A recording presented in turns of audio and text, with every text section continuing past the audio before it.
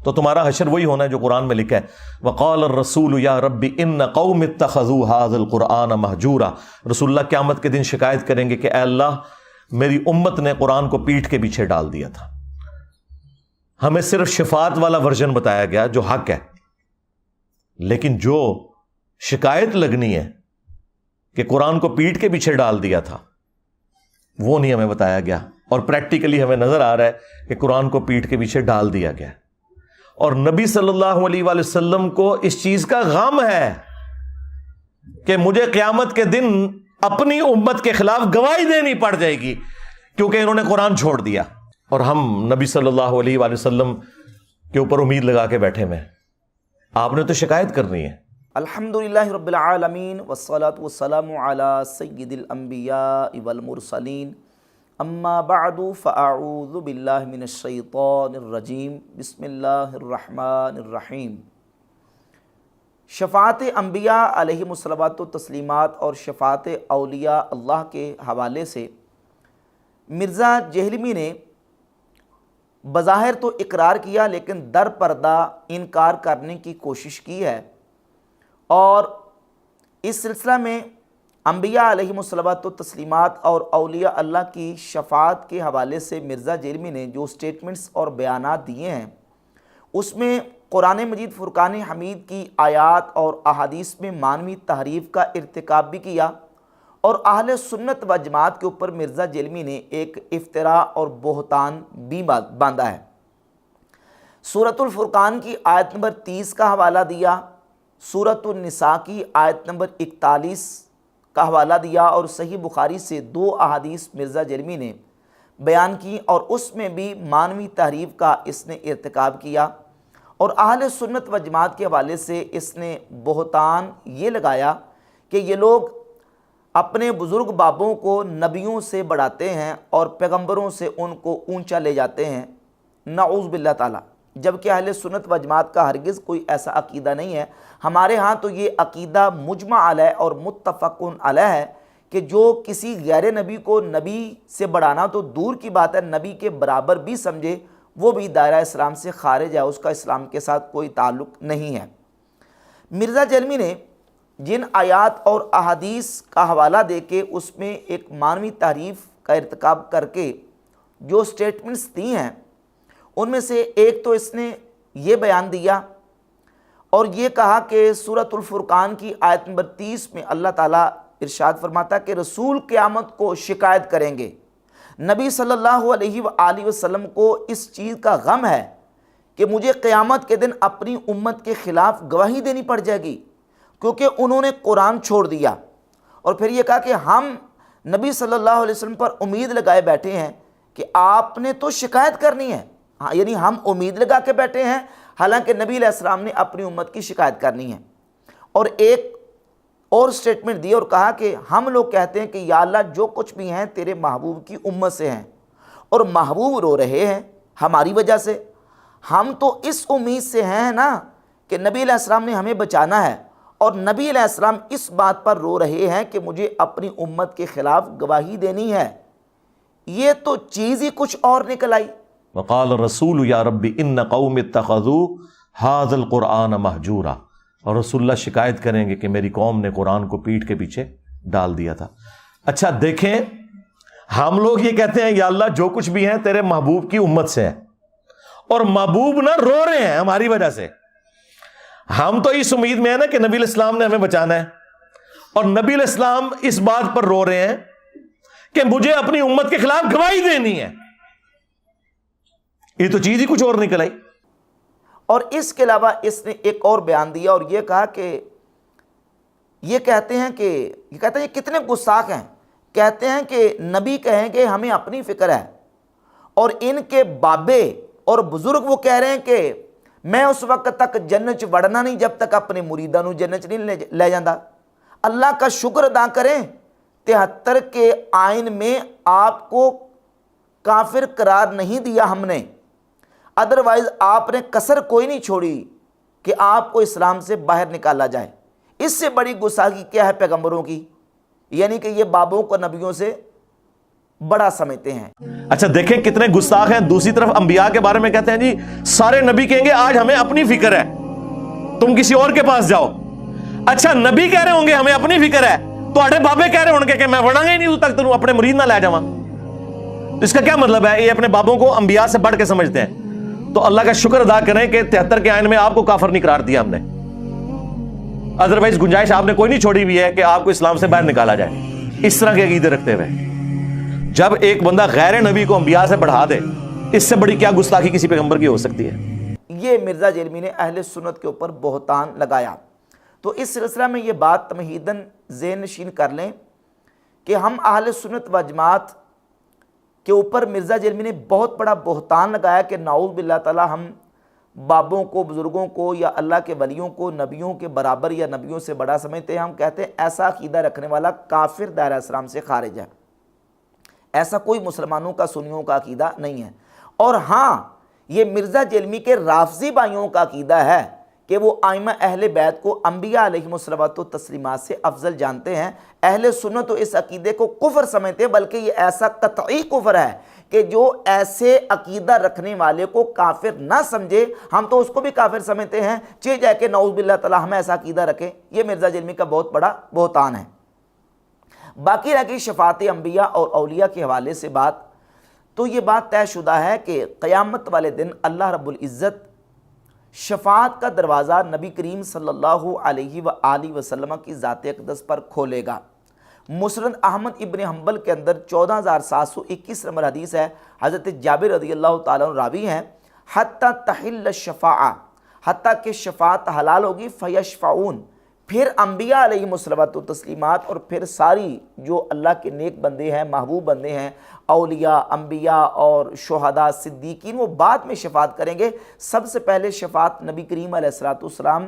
के लिए उसका दरवाज़ा खोला जाएगा और नबी करीम अलैहिस्सलाम को अल्लाह रब्बुल इज़्ज़त शफ़ात कुबरा का मनसब अता फरमाएगा और हुज़ूर अलैहिस्सलाम अल्लाह रब्बुल इज़्ज़त की बारगाह में सर सजदे में रखेंगे। मुस्नद अहमद इब्न हम्बल के अंदर हदीस है, हदीस नंबर 15, हज़रत सैयदना अबू बकर सिद्दीक़ रज़ियल्लाहु ताला अन्हु इस हदीस के रावी हैं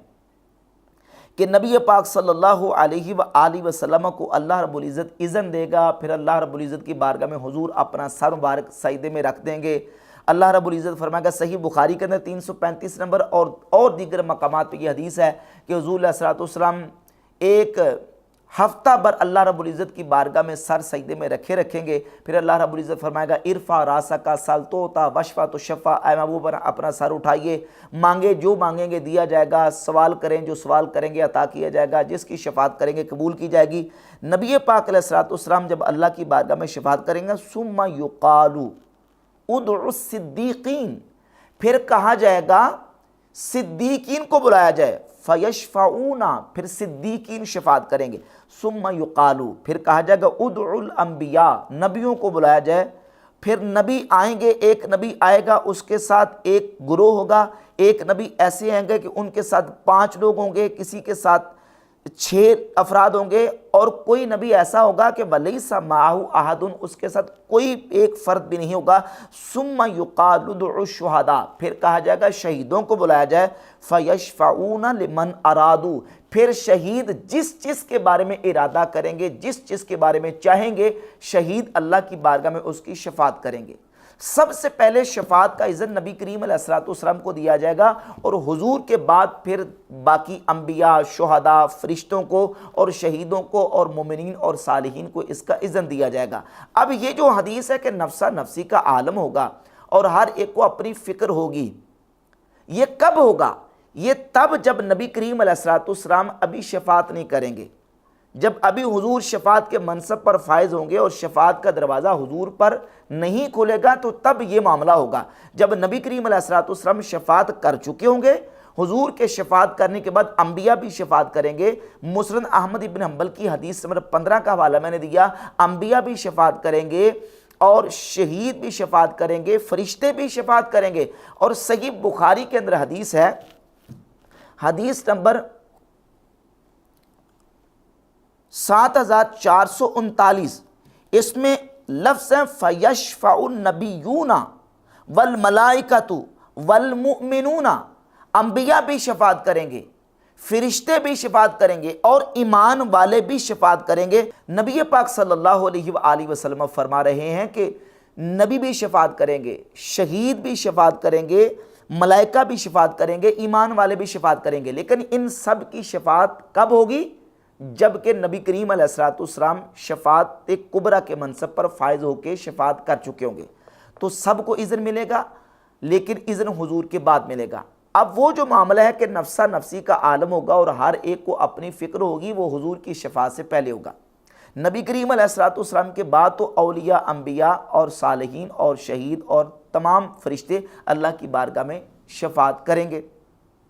اور اسی حدیث 7439 نمبر صحیح بخاری کے حدیث کے اندر ہے، فَمَا أَنْتُمْ بِأَشَدَّ لِي مُنَاشَدَةً فِي الْحَقِّ قَدْ تَبَيَّنَ لَكُم مِّنَ الْمُؤْمِنِينَ يَوْمَئِذٍ لِلْجَبَّارِ۔ حضور خود فرماتے ہیں کہ جیسے تم مجھ سے کوئی چیز مانگتے ہو نا، مجھ سے کسی چیز کا شدت کے ساتھ سوال کرتے ہو، اللہ رب العزت کی بارگاہ میں اس سے زیادہ ایمان والے شدت سے اپنے بھائیوں کے لیے شفاعت کا مطالبہ کریں گے۔ اور یہی حدیث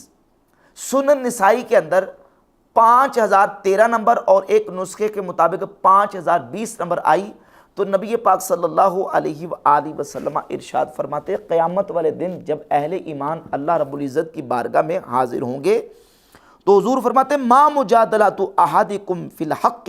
یکون لہ فی الدنیا باشد مجادلۃ من المؤمنین لربہم فی اخوانہم الذین ادخلوا النار۔ قیامت والے دن اہل ایمان مومنین اللہ تعالیٰ کی بارگاہ میں اس حالت میں اللہ کی بارگاہ میں مجادلہ کریں گے اپنے ایمان والے بھائیوں کے لیے جو جہنم میں داخل کر دیے گئے۔ حضور فرماتے ہیں تمہارا ایک دوسرے کے ساتھ دنیا میں جو مجادلہ کرنا ہے اس سے زیادہ ایمان والے اللہ کی بارگاہ میں مجادلہ کریں گے۔ مرزا اور مرزا کے فالورز اس حدیث کو سنیں، حدیث نمبر 5013 ہے سنن نسائی کی، اور یہی 7439 نمبر حدیث ہے صحیح بخاری کے اندر۔ الفاظ مختلف ہیں، سنن نسائی کے الفاظ یہ ہیں کہ ایمان والے اللہ کی بارگاہ میں مجادلہ کریں گے، جھگڑا کریں گے اللہ کی بارگاہ میں کہ یا اللہ یہ ہمارے بھائی ہیں، تو نے ان کو جہنم میں داخل کر دیا ہے، تو یا اللہ ان کی بخشش فرما دے، ان کو جنت میں داخلہ عطا فرما دے۔ اللہ کی بارگاہ میں مجادلہ کریں گے، اور یہ مجادلہ بطور ادلال ہوگا، بطور ناز کے ہوگا، یعنی اللہ کی بارگاہ میں انہیں جو شان محبوبی اور جو اللہ تعالیٰ کی بارگاہ میں وجاہت حاصل ہے، اس وجاہت اور شان محبوبی کی بنیاد پہ اللہ کی بارگاہ میں بطور ادلال وہ مجادلہ کریں گے، ناز کے ساتھ بات کریں گے، اللہ انہیں اذن دے گا، اجازت دے گا، اور پھر اللہ تعالیٰ کی بارگاہ میں جب وہ عرض کریں گے تو اللہ تعالیٰ فرمائے گا کہ جاؤ تم جن جن کو پہچانتے ہو فَأَخْرِجُوا مَنْ عَرَفْتُم مِّنْهُمْ، جن جن کو تم پہچانتے ان کے چہروں سے ان کو جہنم سے نکال کے لے کے آؤ۔ حتیٰ کہ پوری لمبی حدیث ہے، جس کے ذرہ برابر بھی جس کے دل میں ایمان ہوگا اللہ تعالیٰ کے اذن سے پھر وہ اہل ایمان ان جہنمیوں کو جہنم سے نکال کے لے کے آئیں گے۔ اور اس کے علاوہ ایک اور حدیث حضرت ابو بکرہ رضی اللہ تعالیٰ عنہ سے مسند احمد ابن حنبل میں ثم یؤذن للملائکہ والنبیین والشہداء، نبی کریم علیہ السلام نے فرمایا پھر ملائکہ کو اذن دیا جائے گا، نبیوں کو اذن دیا جائے گا، اور شہداء کو اذن دیا جائے گا ان یشفعوا فیشفعون ویخرجون ویشفعون ویخرجون ویشفعون ویخرجون۔ نبی کریم علیہ السلام فرماتے ہیں کہ وہ شفاعت کریں گے اور جہنمیوں کو جہنم سے نکالیں گے، شفاعت کریں گے اور نکالیں گے، شفاعت کریں گے نکالیں گے۔ ویشفعون ویخرجون من کان فی قلبہ ما یزن ذرۃ من ایمان، جس کے دل میں ذرے کے برابر بھی ایمان ہوگا وہ اس کو بھی جہنم سے نکال کر لے کے آئیں گے۔ اب دیکھیے کہ مرزا جیلمی نے جو سٹیٹمنٹ دی ہے کہ دیکھیے نبی تو نفسہ نفسی کر رہے ہوں گے اور ان کو تو اپنا فکر ہوگا، اور یہ کہتے ہیں ہمارے بابے بزرگ جو ہے نا وہ اہل جہنم کو جہنم سے نکال کے لے کے آئیں گے، تو یہ تو نبیوں کی گستاخی کر رہے ہیں۔ تو مرزا صاحب کیا یہ گستاخی حدیث میں نعوذ باللہ تعالیٰ نبی علیہ السلام نے اس کی دعوت دی علیہ باللہ تعالیٰ؟ اگر یہ گستاخی ہے، حضور تو خود فرما رہے ہیں کہ اہل ایمان اللہ کی بارگاہ میں اذن لے کے اللہ کی بارگاہ میں ان اہل ایمان کی شفاعت کریں گے جن کو اللہ تعالیٰ نے جہنم میں داخل کر دیا ہوگا۔ اور صرف اس طرح نہیں بلکہ حضور فرماتے ہیں مجادلہ کریں گے اللہ کی بارگاہ میں، اللہ کی بارگاہ میں جھگڑا کریں گے بطور ناز کہ یا اللہ تو نے ان کو جہنم میں داخل کر دیا ہے، یا اللہ ان کو جہنم سے نکال دے۔ تو اللہ تعالیٰ پھر ان کو اذن دے گا اور وہ اللہ کی بارگاہ میں شفاعت کر کے ان کو جہنم سے نکال کے لے کے گے، جن جن کو پہچانتے ہوں گے۔ لمن ارادو، شہداء جن کے بارے میں ارادہ کریں گے ان کو جہنم سے نکال کے لے کے آئیں گے۔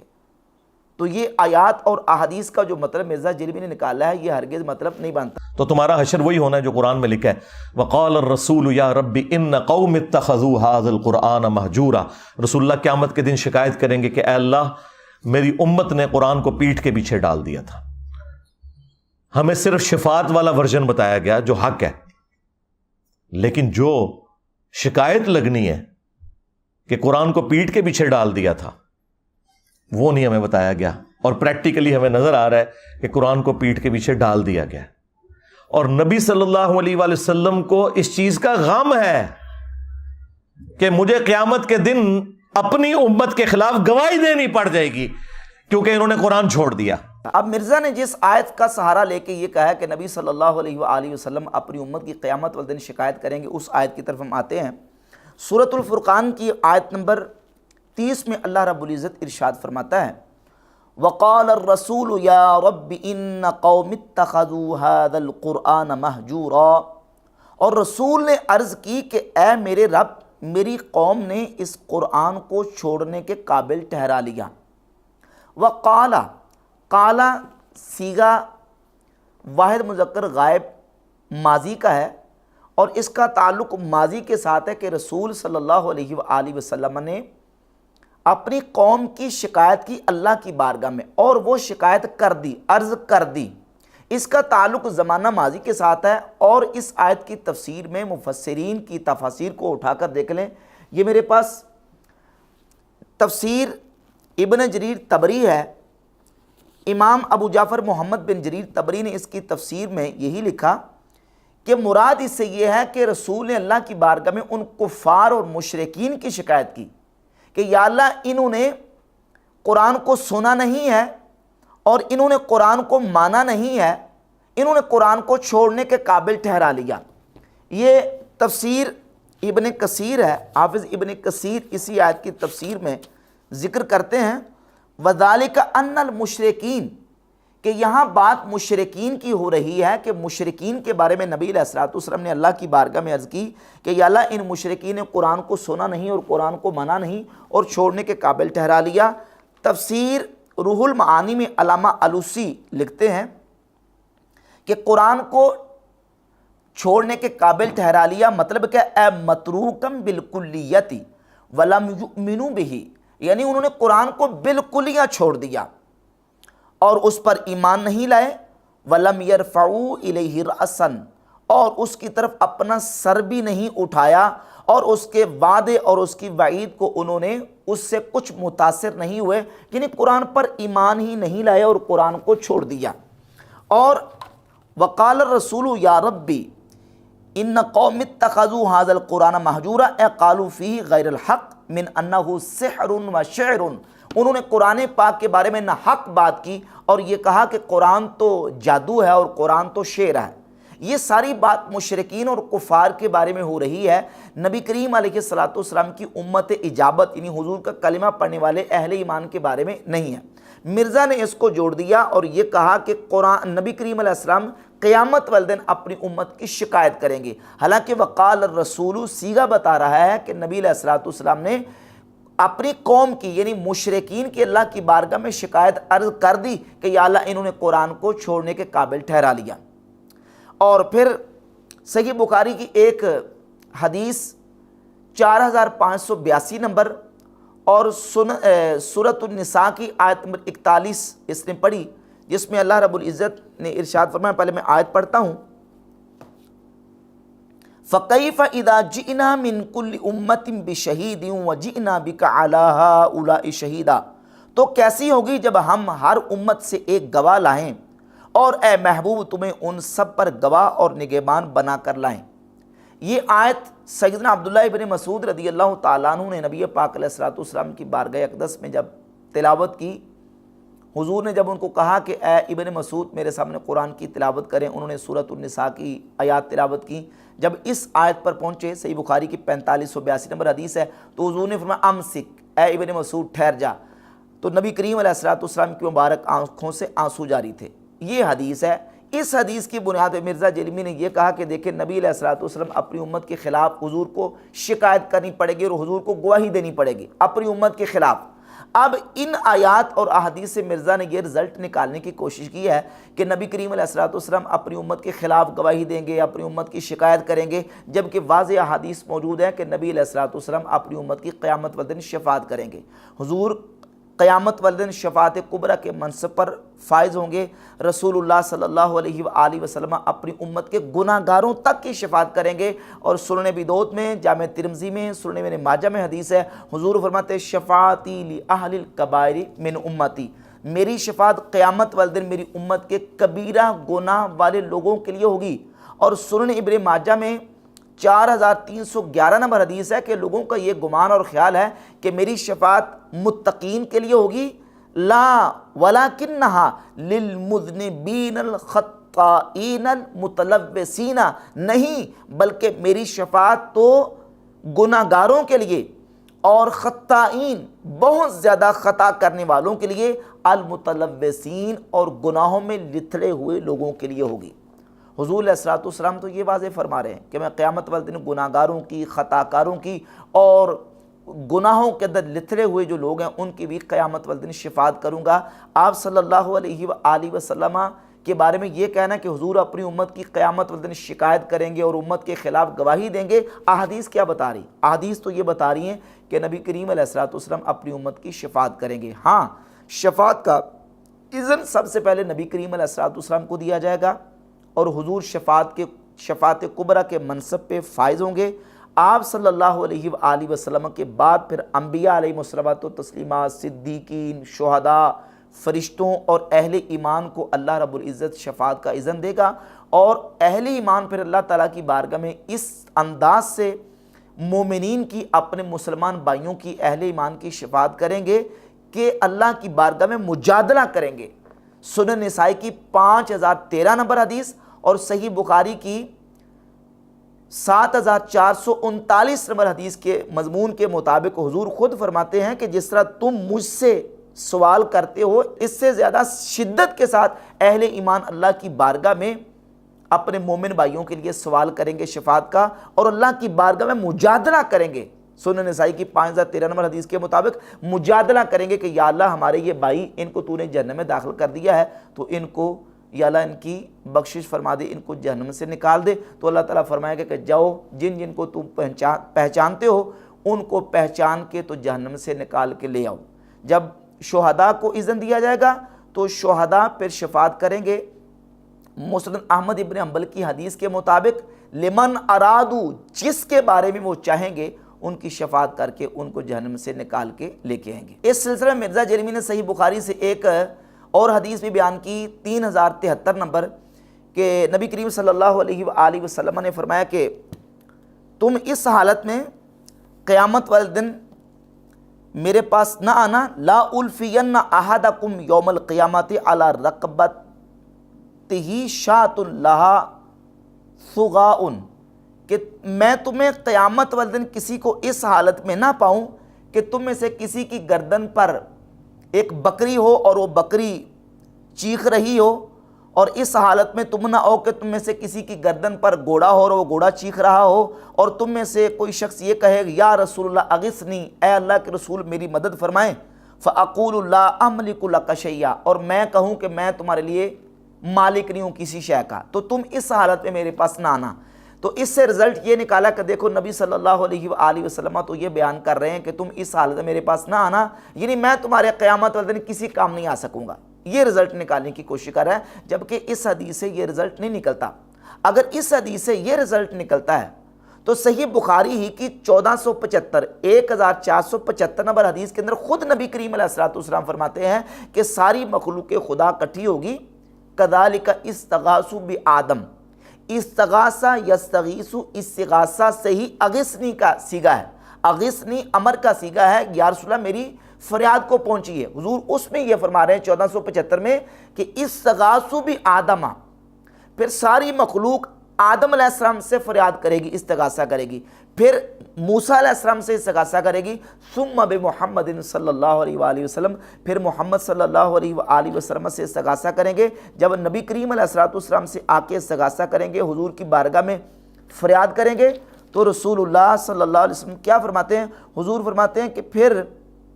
جب مجھ سے استغاثہ کریں گے فَيَشْفَعُ لِيُقْضَى بَيْنَ الْخَلْقِ فَيَمْشِي حَتَّى يَأْخُذَ بِحَلْقَةِ الْبَابِ فَيَوْمَئِذٍ يَبْعَثُهُ اللَّهُ مَقَامًا مَحْمُودًا۔ اللہ تعالیٰ حضور علیہ السلام کو مقام محمود پہ کھڑا کرے گا، حضور دروازے کا پھر جو ہے وہ حلقہ پکڑ لیں گے جنت کے دروازے کا، اور نبی کریم علیہ السلام شفاعت کبریٰ کے منصب پر مامور ہوں گے، اور حضور مخلوق کی شفاعت کریں گے۔ جب مخلوق حضور کی بارگاہ میں استغاثہ کرے گی تو اس استغاثے کے بدلے میں، اس فریاد کے بدلے میں حضور ان کی فریاد کو پہنچیں گے اور نبی کریم علیہ السلام ان کی شفاعت کریں گے۔ حضور تو خود فرمانے کہ جب ساری مخلوق میرے پاس اکٹھی ہو گیا گی، میں ان کی شفاعت کروں گا، میں ان کی فریاد کو پہنچوں گا۔ اب یہ جو حدیث ہے 3073 کہ جب تم میں سے میری بارگاہ میں کوئی شخص اس حالت میں آئے گا کہ اس کے گردن پر بکری ہوگی، اس کی گردن پر گھوڑا ہوگا اور وہ چیخ رہا ہوگا، تو مجھ سے آ کے یہ کہے گا اغثنی یا رسول اللہ، اے رسول اللہ میری فریاد کو پہنچے، اور میں کہوں گا لا املک لک شیئا، میں تمہارے لیے کسی شے کا مالک نہیں ہوں۔ اس میں نبی کریم علیہ السلام نے ملکیت ذاتی کی نفی کی ہے، ملکیت ذاتی کی ایک تو نفی کی ہے، اور دوسرا اس بات کی نفی کی ہے کہ تم اس حالت میں میرے پاس نہ آنا۔ لیکن اگر جب گناہگار حضور کی بارگاہ میں قیامت والے دن آئیں گے تو وہ گناہ کر کے ہی آئیں گے نا۔ جب حضور فرما رہے ہیں کہ شفاعتی لأہل الکبائر من امتی، سنن نبی داؤد میں، جامع ترمذی، سنن ابن ماجہ میں صحیح حدیث ہے کہ میری شفاعت میری امت کے کبیرہ گناہ والے لوگوں کے لیے ہوگی، تو اس میں نبی کریم علیہ السلام نے جو نفی کی ہے وہ ملکیت ذاتی کی نفی کی ہے، جو اذن حضور کو اللہ رب العزت دے گا اس کی نفی نہیں کی، اور وہ اذن اللہ تعالیٰ نبی علیہ السلام کو دے گا، جو کہ 1475 نمبر حدیث کے اندر موجود ہے کہ ساری مخلوق حضور سے استغاثہ کرے گی اور حضور سے کہیں گے کہ یا رسول اللہ ہماری مدد کیجیے، اور حضور ان کی مدد کریں گے اور ان کی فریاد کو پہنچ کے حضور ان کی شفاعت فرمائیں گے۔ ان احادیث سے نبی علیہ السلام کی شفاعت کی نفی نہیں ہوتی، جو کہ مرزا جیلمی نے در پردہ انبیاء علیہ الصلوۃ والتسلیمات کی اور اولیاء اللہ کی شفاعت کی نفی کرنے کی کوشش کی ہے۔